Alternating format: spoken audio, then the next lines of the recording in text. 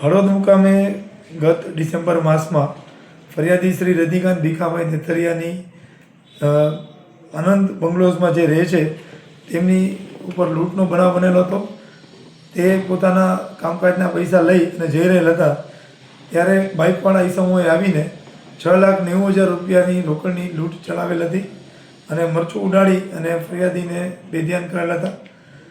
આ લૂંટનું ડિટેક્શન માટે અમારા પીઆઈ હળવદ આરટી વ્યાસ, પીએસઆઈ અંબારિયા અને એમની ટીમે ખૂબ મહેનત કરી અને આરોપીઓને શોધી કાઢેલ. અને આરોપીઓ છે મોરબીના બે ઈસમો, જેનું નામ રાહુલ ઉર્ફે પિંગરો વિજયભાઈ હળવદિયા, કિશન ભરવાડ, બંને મોરબીના રહેવાસી હોય. તેમની પાસેથી આ કામે ગયેલ રૂપિયા પૈકીના 5,19,800 રિકવર કરેલા હતા. તેમજ આ કામે વપરાયેલ એક લૂંટમાં જે વપરાયેલ બાઇક છે એ પણ કબજે કરવામાં આવેલું હતું. અને તદુપરાંત આ બે આરોપીઓ પાસેથી એક અન્ય બાઇક મળી આવેલું હતું જે ચોરીનું હોય. આ અંગે ચોરીની ફરિયાદ કરવામાં આવેલી હતી.